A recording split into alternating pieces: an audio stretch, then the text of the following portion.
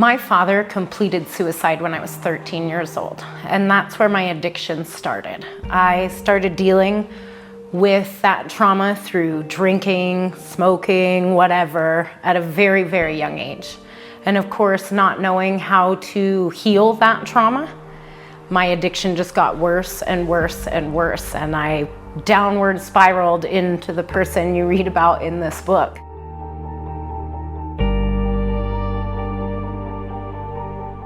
It was tough. It was tough. And not only the realization that a lot of what I went through stemmed from my father's suicide, but also revisiting the darkest parts of myself, admitting those things out loud, who I was, the things I went through, and realizing that those parts need a lot of love too.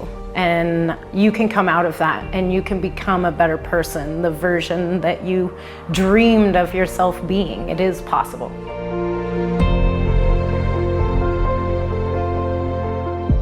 Yeah, yes, I did. And there's actually one poem in here where there's a part where I kind of narrate it, and it says, I loathe this one. And I actually waited for weeks to type it out on paper because I hated it so much, and it just wasn't me. I could feel the anger on paper, the way that I was talking. It just wasn't me, and it was very hard to get through that.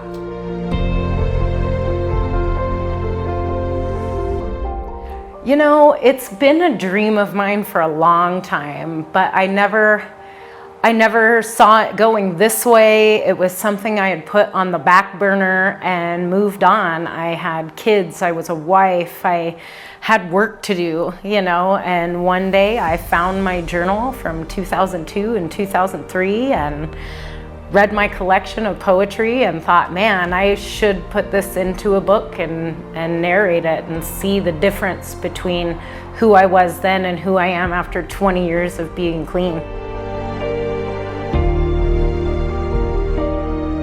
Huge. It's night and day.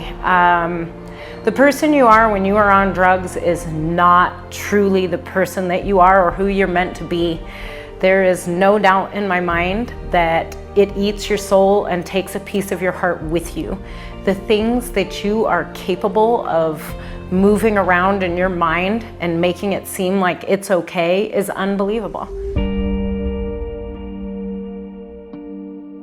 I was looking at, I was facing trial. I was looking at 16 to 34 years for getting caught with guns and drugs and running all over the place, just running amok.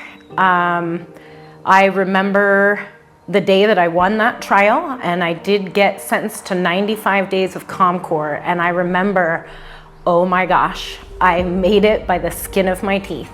You need to take this opportunity and do something with it.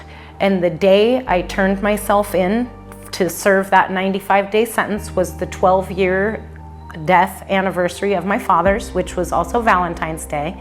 And upon checking in, I also discovered that I was pregnant. So I had another child I was about to bring in, and I wasn't going back. None of my children were going to see me the way that my oldest daughter did.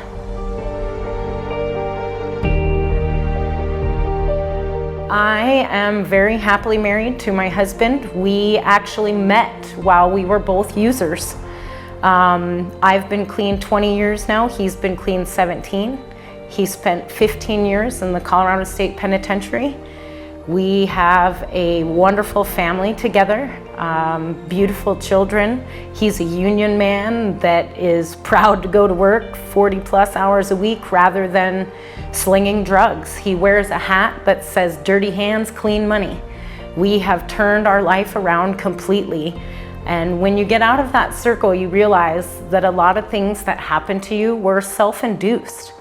Once you get off that merry-go-round and take the step, things start to change. Your outlook on life starts to change. The things that you do start to change. The people you surround yourself with start to change.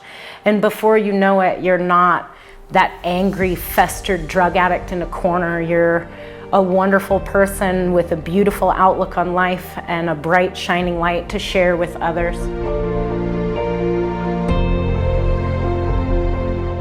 For the addict, for the people who love addicts, Maybe the mom who is struggling to save her child, and how do I understand this person and what they're going through? How am I able to forgive my child for some of the things that they are doing? How, as an addict yourself, do you move on, get clean, and then accept some of the things that you need to go back and apologize for? You have to own it. You have to take accountability for all sides.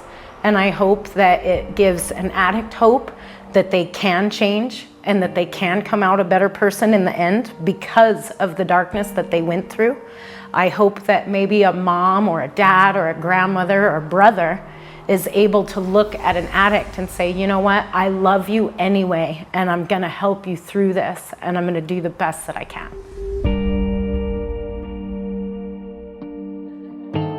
Yes, there is. One of the biggest things is when you're ready to be done, this isn't just let me go hit a couple of meetings and get clean. This is an entire lifestyle change. You need to walk away from everybody who is not conducive to your future. It doesn't matter if they're good people or what they are. If they are using or doing drugs and you're not, you need to stay away from them. You're gonna save yourself a lot of heartache by walking completely away.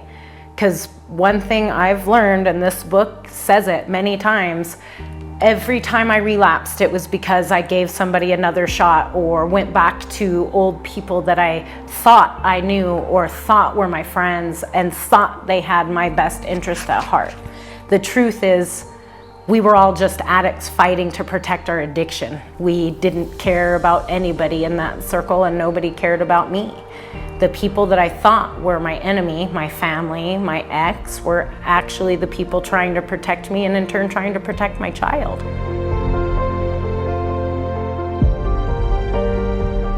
Well, it was my idea, and basically what it is you see the person walking out of the darkness into the light. And then the memoirs, the title, I wanted it to look like the bleeding heart, because as addicts, we bleed on people that haven't cut us all the time, trying to deal with our pain and our anger and our hatred of even being where we're being.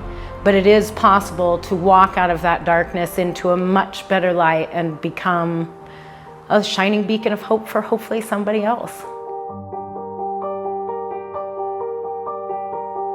Well, the next one I'd like to also write is about my daughter Abigail. She was born after, I guess we were 14 years sober at the time, and she was born having seizures. Long story short, they found masses on her brain, and doctors kicked me out of ERs, said I had Munchausen's and was exaggerating her symptoms. They called DHS on me, said I was a heroin addict who had her baby at home to hide withdrawal symptoms. She had masses on her brain that they discovered at 8 weeks old. And long story short, they told me she'd never walk, she'd never talk, and all these things, and I refused to believe that. And she, at 11 weeks old, had most of her left frontal lobe removed. She walks, she talks, she's a miracle. And sometimes you have to believe in yourself all the way through. No matter how impossible it sounds, miracles happen, and miracles happen every day.